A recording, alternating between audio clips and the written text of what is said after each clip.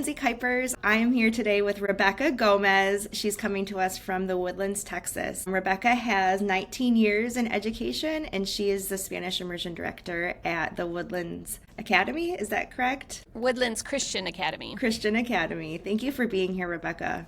Of course. We're going to talk about protecting the partner language and instructional time in the partner language. Rebecca's in a Spanish immersion program, Early Total One Way, and she has a wealth of knowledge that she can share with us from her time in the Woodlands and in Pella, Iowa.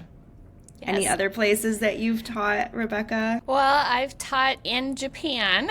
I've also taught in Mexico, Awesome. But in the States, just Pella and the Woodlands. Yeah, okay.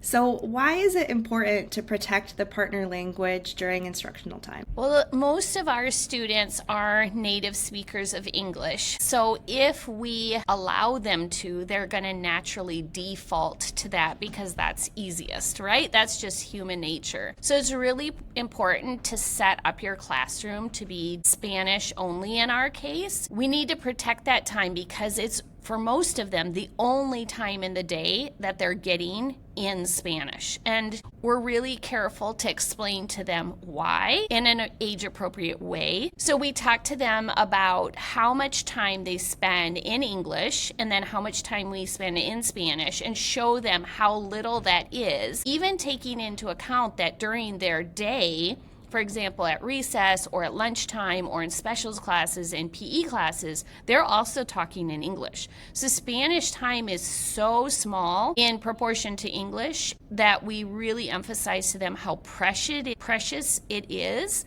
to make sure that they're really learning the way that they should be. And you get the kids on board also with that. Yes. So we usually have them sign, especially in lower school, we have them sign a contract that says, I promise to speak Spanish only in the classroom, but we do some other fun things. I'll show you my little gatita de español. So this gatita came with me from Mexico and gets very scared if she hears English because she only speaks Spanish. And so she goes and lives on the desks of kids that are really faithful to only speaking Spanish, especially at the beginning of the year. First graders just eat it up. I love that. We do some little special things with them that make them just feel celebrated for speaking Spanish all the time. That's awesome. What are some other practices that you or your teachers in your program employ to protect the partner language? So we have a cheat sheet on the door that we go over with the English track teachers and staff and administrators, just so that they understand when you come into our classroom, we need you to adhere to that also. And it could be that you're very uncomfortable trying to speak some Spanish. So then just, if you need one of the kids, point at that kid and I'll let them leave. Or if you need me, point at me and motion for me to come out in the hallway and I'll do that. Admissions has also, when they do tours, they warn the parents ahead of time. We will not be speaking while we're in the classroom unless you can speak in Spanish. And so usually they're very quiet and then they step out in the hallway and have the conversation about what they saw. And some of the teachers are really great about using the cheat sheet.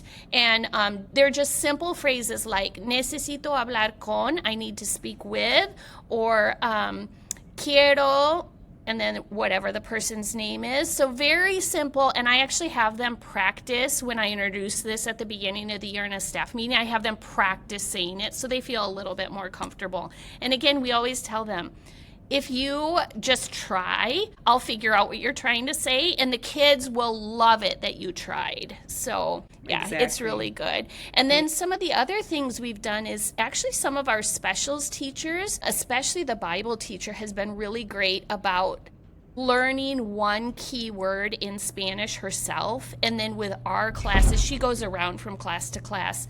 With our classes, she'll say that word. Like last week, the word was wisdom, but she learned to say sabiduría. And she said, I'm sure you guys would say sabiduría. And the kids were just thrilled that she did that. So again, even during a specials class, trying to introduce a little Spanish while at the same time being really protective of our own time.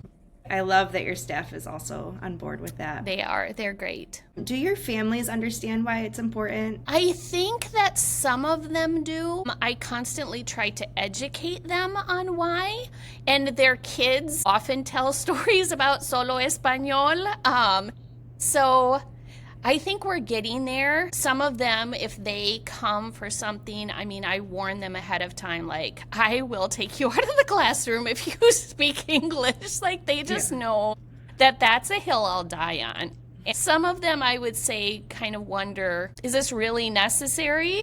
But we're getting there and educating them. And we do sometimes make allowances. For example, we do have a Christmas party once a year. We don't want parents participating who only speak Spanish. So if the parents lead an activity, they must do that in Spanish. But we do allow the parents to come in for that half an hour and speak with their child in English if they don't. So there's a few times a year that prioritizing building relationships, we'll let that go, but I'm very intentional about explaining to students why we're allowing them to break that rule first.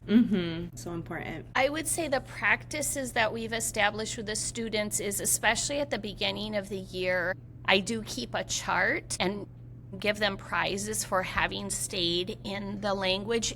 We really, in first grade, I only need to use the chart maybe the first 3 to 4 weeks, and I make it short. So like the first one, just so they can feel very successful right away, is I greeted my teacher. So I'll color in the chart if you greeted their teacher, and all of them can say buenos dias, right? And then the next one is, did I stay in Spanish until recess? And so I make it very short chunks of time so they can feel successful, and then they get a prize at the end of the day. A smaller one if they messed up once, and a bigger one if they stuck in Spanish the whole time. So that's one of the things we do. Then, of course, using circumlocution, reminding them that they have more than just their words to use to communicate. They can also use gestures, they can also draw, they can also sometimes use music, like if they're trying to think of the word for a wedding, they can hum the wedding march, that kind of thing. So we really try to give them tools instead of just being like the solo español, solo español. What are the tools they have to do that? Right. How does this look with the students peer-to-peer in first grade? In first grade, I seldom hear any English in my classroom. And if a child messes up, their peers are very quick to tattle on them, which is not the greatest thing, but it also builds that culture of, it's not just the teacher coming down on you if you mess up and speak in English. Like, it's everybody, like, oh, they spoke in English, and they take it to extremes because they are first graders. I was having a really hard time to get IT to switch my smart board into Spanish. So when it would come on in the morning, the date was in English, and they'd be like, oh, pantalla, solo español, fuera, pantalla. They, of course, that's an exaggeration, but it was just funny to hear them saying that. Like, even with that screen, we're going to be strict, only Spanish in the classroom. So, right. Yeah. Oh, it's so protected. I love it. It is. What makes you passionate about the DLI space within education? I just think that it's a way to change society. I really do. I think that having kids exposed to another language, yes, there's all these benefits for, jobs in their future and earning a higher salary and opening doors for them in that sense. But for me, the deeper issue is a heart issue of opening your heart to people who are other, who are different, and recognizing, like, I'm taking a humble learner posture here. I'm not acting like I've got it all together. English is the best. The culture here in the States is the best. I'm taking this posture of a learner.